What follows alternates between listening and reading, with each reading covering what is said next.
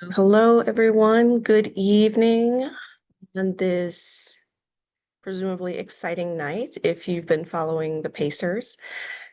And so, with that in mind, I definitely will not be taking up the whole evening talking about this tonight. But if you're joining me this first half hour at 7 p.m. here, welcome. Tonight's topic is eating for fat loss without counting every calorie. And if you've been with me in some of the webinars before, some of this will be a bit of a rehashing or retelling of some familiar information, but it's always nice to go over it again in maybe a different way, or just to be re-reminded of some of the important points to focus on when we're working on weight loss. Especially because I think most people, our focus is on fat loss, not necessarily muscle mass loss or anything like that. So this is an important topic to keep in mind.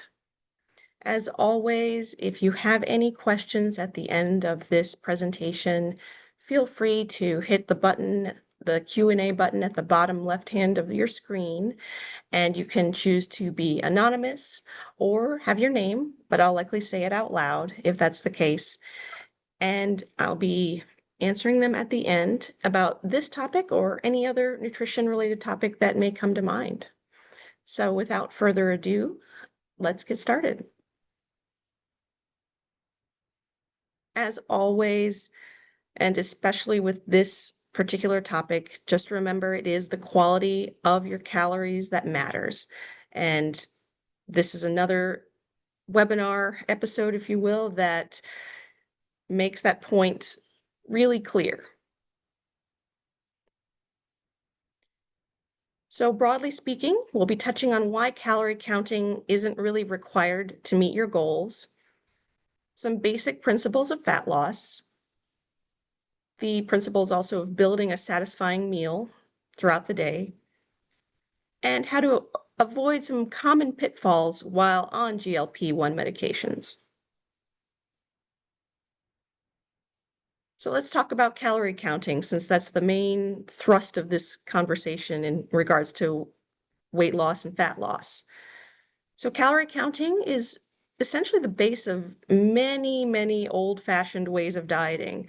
I was thinking about some of the diets out there and trying to conceive of what the general concept overall is. And in some way, the main point for virtually all of them was restriction of calories, minimizing how much you're eating. But nutrient balance wasn't necessarily the priority, right? So if you think about the cabbage soup diet, what was the focus? The focus was on eating cabbage soup for most meals, or at least the main meal, and not really concerned with, are you getting enough protein? Are you getting enough of this? Because when you're focusing on the cabbage soup diet, you are getting in very few calories.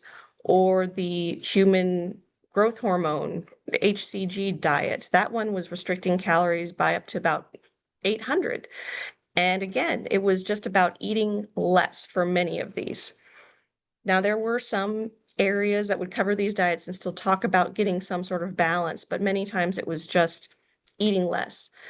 In fact, even in my own career, frequently you would hear dietitians say, eat less, move more, as sort of this phrase to go by, which, while there's some good feeling behind that, the heart is in the right place, sending people out just with that phrase may not necessarily communicate the healthiest approach, right? Okay, eat less. Well, then I'll eat less of even the healthy foods, and that is not always what we're trying to go for. And if you've ever tried to fill out a food log, like you can see on the right hand of the screen here, counting calories is tedious. You can do a few days, but after that, many people are just exhausted and not always reliable, which we'll see here on the next screen. Because you may ask yourself, well, but don't calories matter? Absolutely. You cannot achieve weight loss without a calorie deficit. That is just a matter of physics. So there does have to be fewer calories in than what we are expending throughout the day. But here's the thing. Tracking our calories, especially food logging, is very, very inaccurate. In a study that did some evaluation of food logging and the accuracy when comparing it to doubly labeled water and some very reliable methods to determine just exactly how many calories people were consuming, they were finding that people were underestimating their calorie intake by 11 to 41%. And that lack of accuracy can really make it pretty unreliable. And that may also lead to some frustrations that people experience when they say, I'm tracking every calorie, I'm writing it down, and I'm not losing weight. Well, if we're inaccurate by 41% of our calories, so we're actually eating more calories than we think we are, that could lead to that frustration.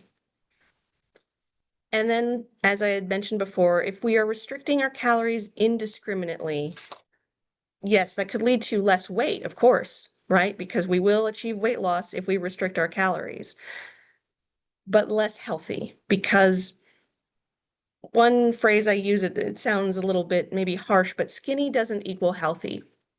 And that's very important to remember, because when we lose weight, we will be losing fat and muscle. And so if we're not working to maintain our muscle and also working to maintain our overall nutrition and wellness, and in some ways learning how to eat in a more healthy manner, then we're not really improving our health.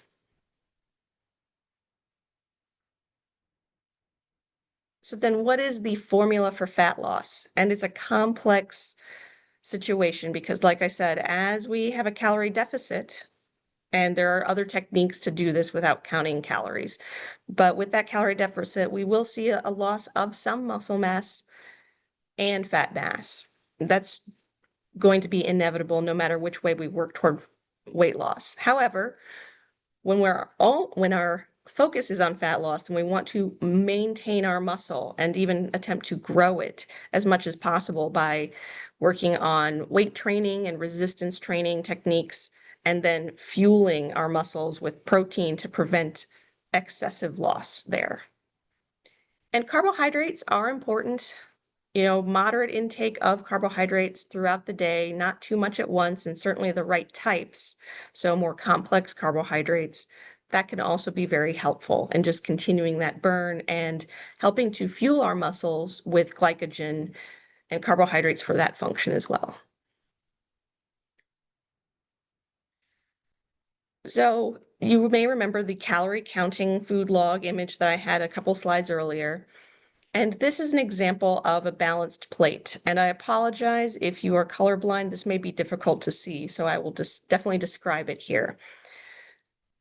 So not all of us eat on a plate at every meal, but the general concept is if you can make 50%, so that's the left side here of this plate, 50% of your plate composed of non-starchy vegetables. That's your broccolis, your cauliflowers, your leafy greens, even tomatoes, really almost anything other than potatoes and corn, because that is counted here, even though botanically it's a grain.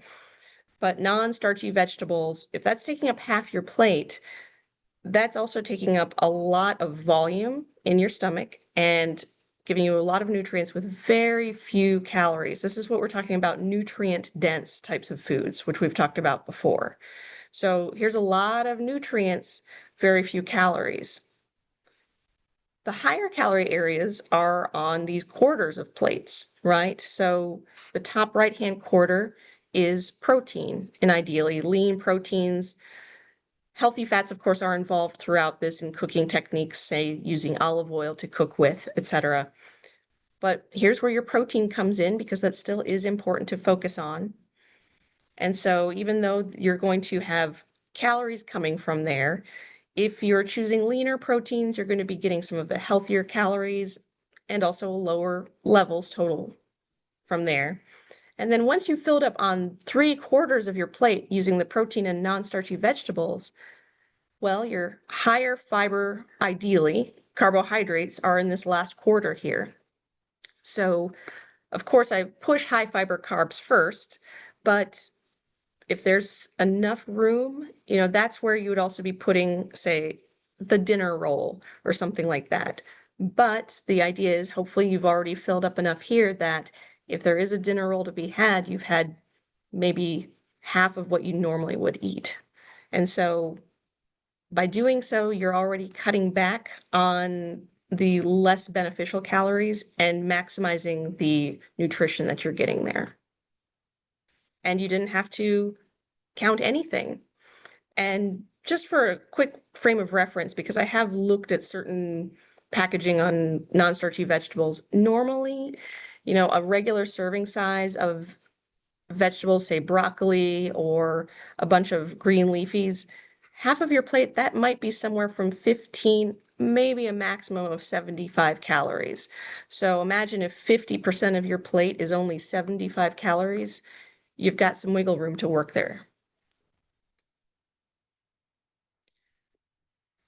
And so to further emphasize those nutrient-dense foods and also the macronutrients that matter, here are the ones that we want to focus on in general. And again, these are the ones you want to include on that plate. So protein, you know it, you love it, or maybe you don't love it at a certain point, but that one does help you feel fuller longer and help maintain that fat burning muscle, because the more muscle you're able to maintain, the higher your metabolism is going to run, which means that's that fat burning situation we have going on. So even when you're sitting still, your body is going to be burning more calories when you have more muscle mass.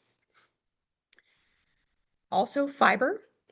Fiber is super important to help keep you feeling full, help feed your gut some healthy bacteria, or feed your healthy bacteria in your gut and promote the growth of that. It can help keep you regular. And so I did list some low glycemic, so they won't affect your blood sugars quite as much, but also high fiber foods here on the right, just so you can have those as a reference point. Feel free to take a screenshot, or if you want copies of this, you can always ask the staff at Premier Weight Loss, because I can happily get that for you. But we do see here that fruits and vegetables are involved here, grains, and then legumes, nuts, and seeds. Many of these are in large servings that you may not be having that quantity, but at least this can show you some good high fiber options that you can include in either that left-hand side or in the bottom right quarter of the carb section. And then healthy fats. Fat equals flavor, you might hear many chefs say, and I think that's important, because I think a lot of times, and even with some diets that people have followed in the past, it's not been about the taste. It's not been about the flavor, and people will then feel deprived of enjoying foods that they once loved because now they're eating fat-free ranch dressing instead of the real thing. And I will always suggest eating the real thing when it comes to ranch dressing, because it's not worth being miserable if you're still going to do a smaller portion of something like that. But in terms of healthy fats, that can still help impart flavor, with, say, oil and vinegar on a salad, or just for general cooking and some stir frying lightly. You're going to get that additional benefit there, and it will also help you feel satisfied after eating and help you absorb certain nutrients, where fat is actually sort of a vehicle to help your body absorb those nutrients. And finally, this is considered a macronutrient. It may be calorie-free, but water. Water is important for our body to function. We need it just for metabolism purposes, for our cells to do their processes. So remember to always incorporate that in your body as well.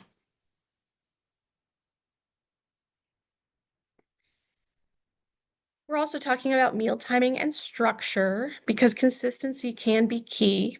So say you've got your balanced plate and you've got all that going on.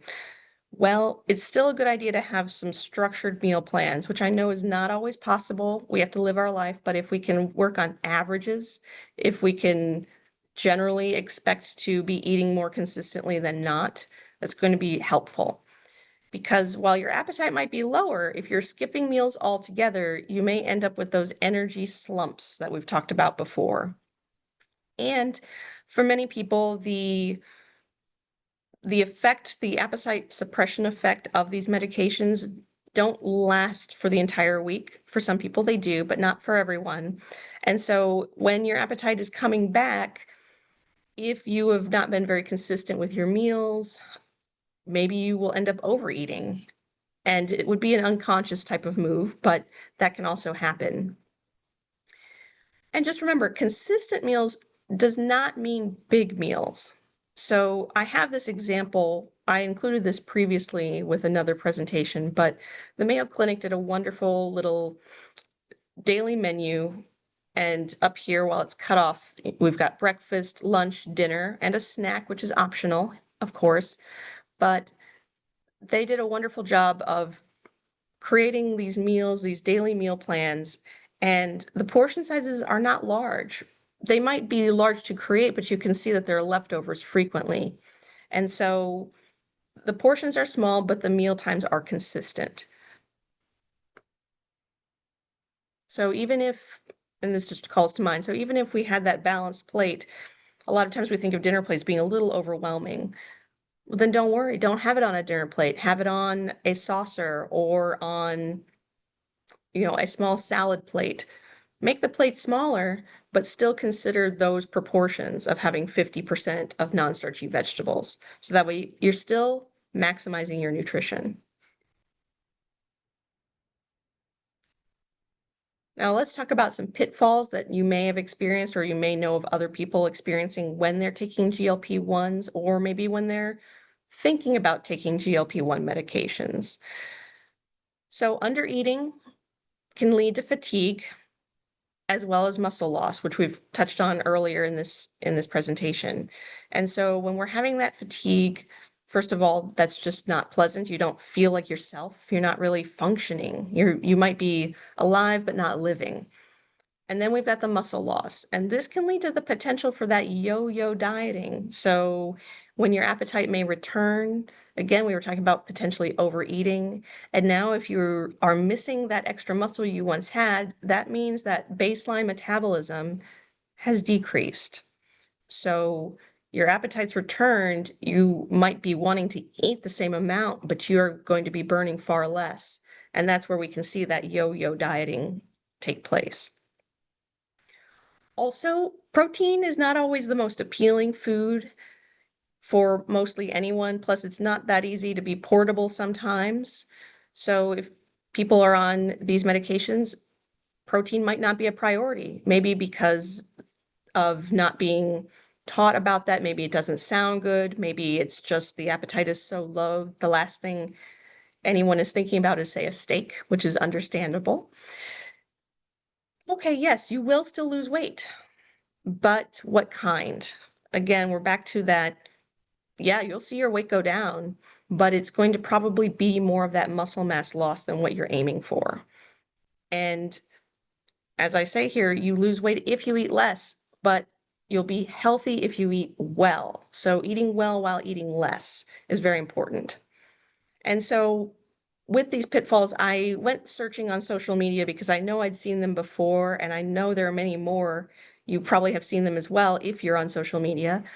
But I wanted to put in some examples of these unhealthy advertisements that actually can lead people into these pitfalls, because as you can see on the top one, this particular company that's supplying GLP-1 medications are saying here, users report significant fat loss, all while still enjoying favorite foods like pizza, burgers, cake, and ice cream.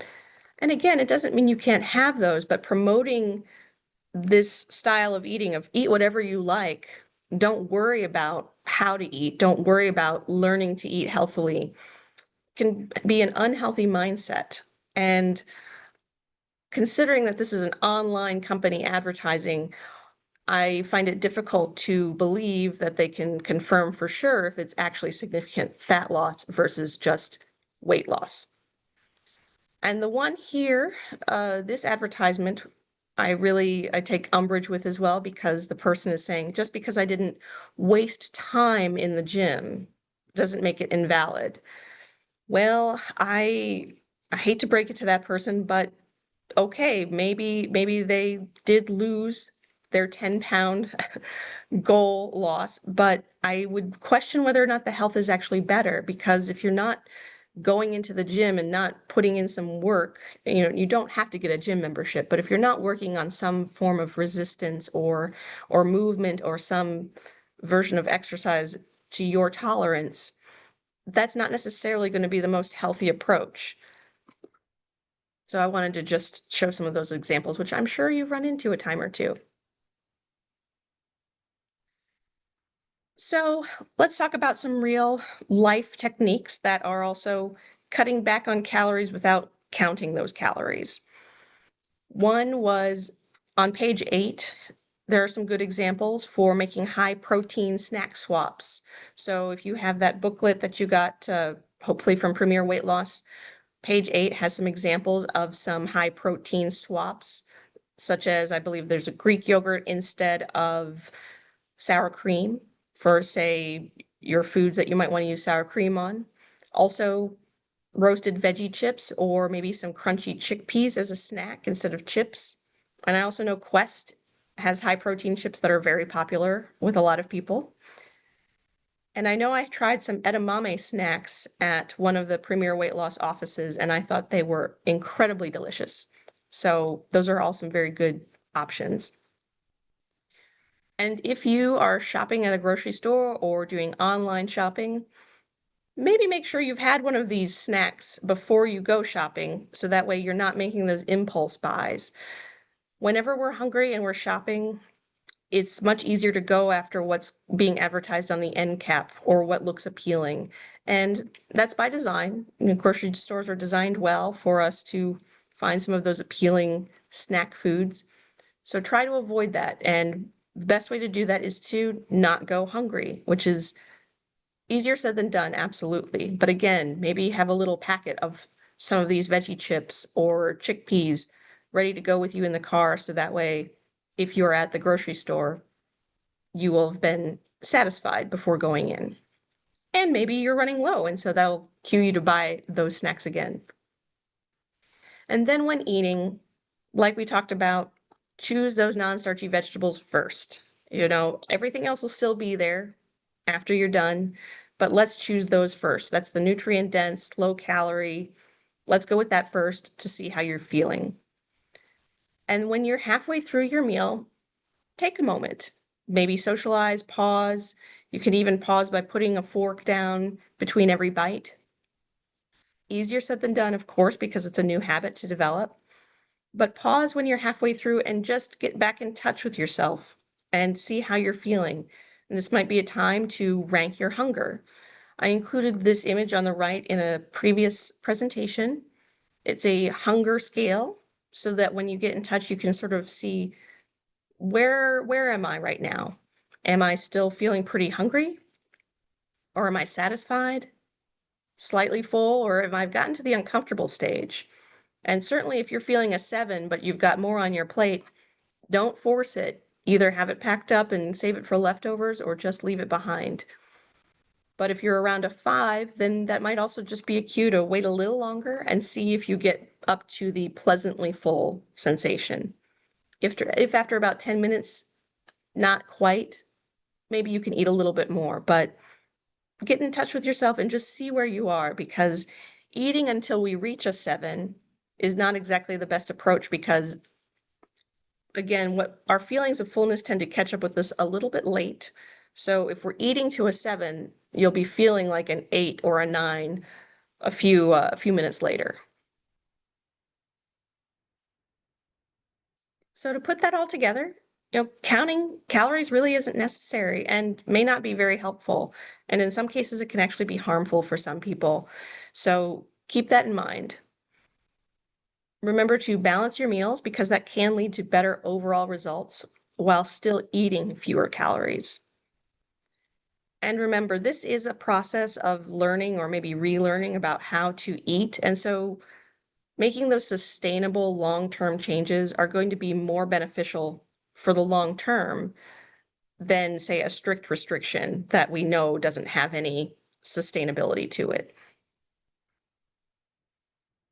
And so now I will open it up for questions. If you have any, feel free to, again, click the bottom left hand of your screen if you do have questions about this or other nutrition-related topics. I will leave this open for just a couple minutes if you have a question that you want to type. And if you have a question that comes up afterwards, please always feel free to get in touch with the Premier Weight Loss staff. They'll be happy to contact me and I can give you a personalized answer offline if preferred.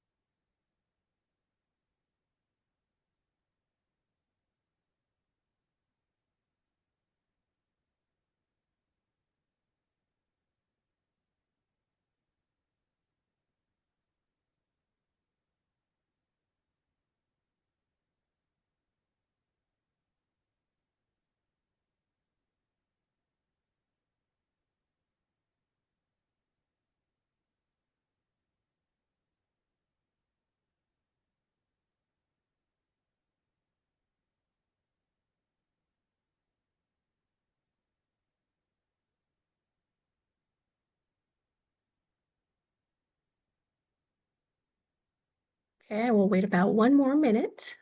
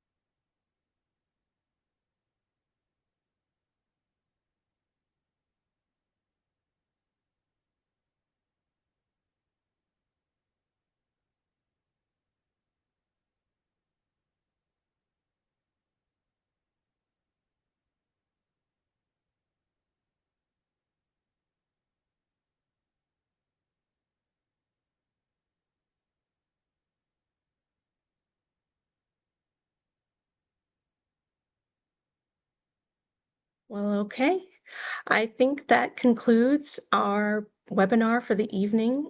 So I hope you have a lovely rest of the evening. And as always, if you do have questions that come up afterwards, please don't hesitate to reach out. I'm always happy to address any questions that come to mind.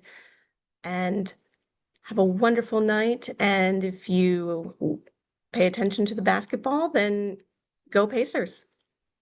Bye.